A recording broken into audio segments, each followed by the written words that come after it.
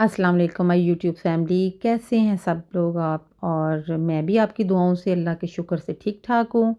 तो आज थी जी मेरे छोटे बेटे की स्कूल में पीटीएम यानी CP1, उसको CP1 कहते हैं यानी चेक पोस्ट 1। और मैं अटेंड करने के लिए जा रही हूँ दोनों बच्चों के साथ। और मैंने कहा चलें साथ साथ आपसे थोड़ी सी बात भी हो जाएगी। कल जैसा कि मैंने आपसे कहा था कि मैं आपको कुछ थोड़ा-सा बताऊँगी कि इतना लंबा अरसा मैं कहाँ थी, किधर थी, किस हाल में थी। तो वो थोड़ी-सी बातें आपसे मैं करूँगी और फिर साथ-साथ आप रास्ते को एन्जॉय करें, ग्रीनरी को एन्जॉय करें, तो बातें भी करेंगे। तो जी 2 साल मैं कहाँ थी, मेरी वीडियोज़ क्यों नहीं थी आ रही, उसके पीछे ये था कि मैंने बहुत बड़ा एक लॉस हो गया मेरा। तो ये जी बातों में पहले मैं ये ज़िक्र करूँ कि हम लोग आ गए हैं बच्चे के स्कूल में, छोटे बेटे के, और यहाँ पे मीटिंग थी। और ये है जी इसके स्कूल का व्यू। ये APS बॉयज़ स्कूल है, कैंट में है ये। और ये आर्मी पब्लिक स्कूल की बॉयज़ की ब्रांच है। तो लॉस ये था कि ज़िंदगी में मैंने खो दिया अपने बहुत ही खूबसूरत और प्यारे रिश्ते को 2 साल पहले। 2021 को अगस्त में मेरी वालदा की डेथ हो गई और मैं बहुत उनके करीब थी और मुझे बहुत उनसे मोहब्बत थी। हर बच्चे को ही अपने माँ-बाप से होती है। तो ज़िंदगी के सफ़र में उनको खोने के बाद मेरा किसी चीज़ में, किसी दिलचस्पी में दिल ही नहीं था लगता, किसी भी एक्टिविटी में। तो बस ये सफ़र जो ज़िंदगी का है, इसमें हम कुछ रिश्तों को खो देते हैं और ये सफ़र चलता रहता है, लोग आते जाते रहते हैं। लेकिन कुछ कीमती रिश्ते ऐसे होते हैं जिनको खोने के बाद हम इमोशनली बहुत डिस्टर्ब हो जाते हैं। हमारी ज़िंदगी रुक सी जाती है, तो हमें कुछ फ़ील नहीं होता, बिल्कुल एक हम स्टक से हो जाते हैं। लेकिन ज़िंदगी की तरफ आना पड़ता है। तो यही बात मैंने आपसे शेयर करनी थी कि मेरा वीडियोज़ और व्लॉग्स में दिल नहीं था लगता। और ये देखिए जी, ये कितना खूबसूरत ग्रीनरी है स्कूल में, ऐसे जैसे बहार आई हुई है। और मैं यही कह रही थी कि इस वजह से मेरा दिल कुछ इतना ज़्यादा बेज़ार और तकलीफ़ में मैंने वो टाइम गुज़ारा। ये रास्ते में आ रही है जी मस्जिद, कंटोनमेंट मॉस्क कहते हैं इसको, मेरा बेटा भी मुझे बता रहा था, मुझे तो है नहीं पता। तो उस वजह से फिर हम मेंटली इतना डिस्टर्ब हो जाते हैं कि हम कुछ कर नहीं सकते। लेकिन ये ज़िंदगी का सर्कल है, हमारे पेरेंट्स थे, उन्होंने अपनी ज़िम्मेदारियाँ पूरी की, वो चले गए, फिर हम लोग अपने बच्चों के साथ ज़िम्मेदारियाँ पूरी कर रहे हैं, उनकी सारी रिस्पॉन्सिबिलिटीज़ कर रहे हैं। और फिर हमने भी इसी तरह चले जाना है। ये सफ़र तो ज़िंदगी का ऐसे ही जारी और सारी रहना है। लेकिन कुछ लोगों को खोने के बाद हम बहुत ज़्यादा जो है ना वो डिस्टर्ब हो जाते हैं और वो हम चीज़ जो है ना वो भुला नहीं सकते।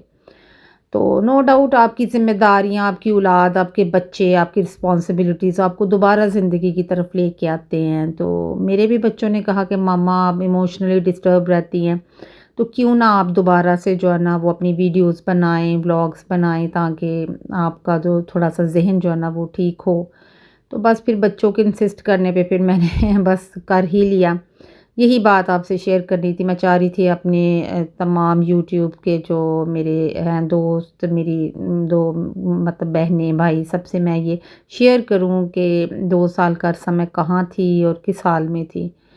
तो ज़िंदगी का सफ़र बस ऐसे ही चलता है और इंसान एक मुसाफ़िर है, जिसने अपनी ज़िम्मेदारियों को पूरा करके तो बस एक ना एक दिन चले जाना होता है। हम बच्चे होते हैं, फिर बड़े होते हैं, फिर हमारी शादियाँ होती हैं, फिर हमारे बच्चे होते हैं, हम ज़िम्मेदारियों में आ जाते हैं। और बस मेरी वालदा, अल्लाह ताला उनको जन्नत में जगह अता फ़रमाए, करवट-करवट जन्नत उनको दे। वो कहा करती थी कि इंसान की ज़िंदगी ख़त्म हो जाती है, लेकिन उसके काम, उसकी ज़िम्मेदारियाँ ख़त्म नहीं होती। हम उस वक़्त उनकी बातों को इतना गौर से नहीं थे सुनते। हम कहते थे कि नहीं, ये ऐसा नहीं होता। ज़िंदगी में सब कुछ होता है, हमें अपने लिए भी वक़्त होना चाहिए हमारे पास, और हम ये करेंगे, वो करेंगे, बड़े प्लान्स होते थे लाइफ़ में। लेकिन अब हम सोचते हैं कि हाँ, तो बच्चे ही सब कुछ है, बच्चों के लिए सब करना है। A few moments later.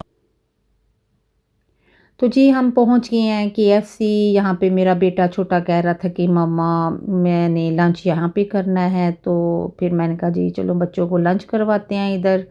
मेरा बेटा इधर बड़ा जो है ना वो लेने के लिए चला गया, ऑर्डर लेने के लिए, और हमारा 22 नंबर था, लेकिन पहले ही मेरा बेटा जाके डिलीवरी ले आया क्योंकि इतना ज़्यादा रश ही नहीं था केएफसी में सुबह के टाइम।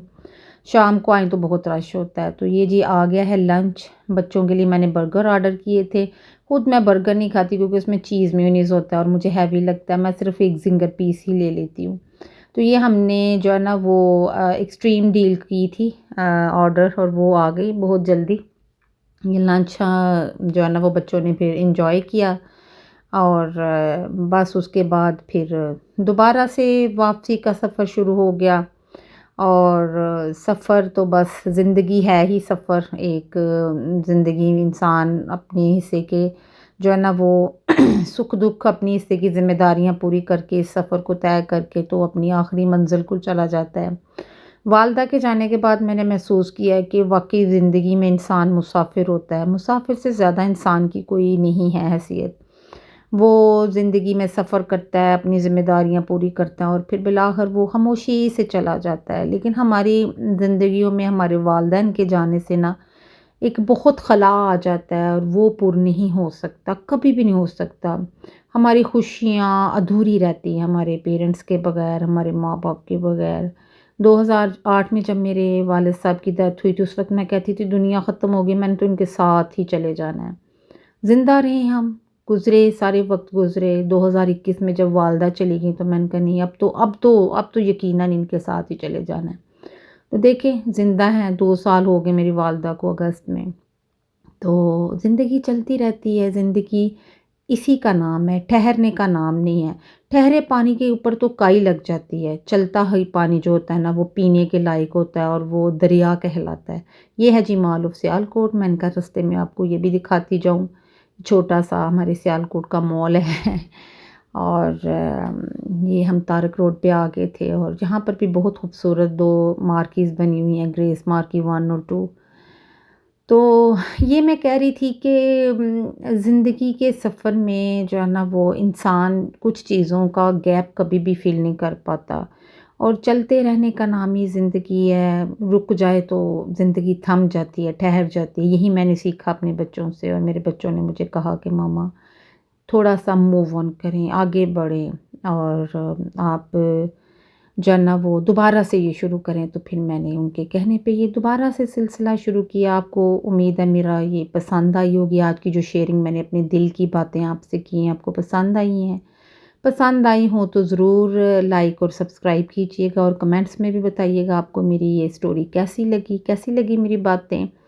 और मिलेंगे आपसे नेक्स्ट इंशाल्लाह ताला व्लॉग में, कुछ नई बातों के साथ, कुछ अच्छी-अच्छी रेसिपीज़ के साथ, और कुछ दिल की बातों के साथ जो आपसे शेयर करेंगे। ये है जी जिन्ना स्टेडियम, जैसे जहाँ से हम गुज़र रहे हैं ब्रिज के ऊपर, ओवरहेड ब्रिज है ये। तो मिलेंगे फिर इंशाल्लाह ताला, दुआओं में याद रखिएगा। अल्लाह हाफ़िज़।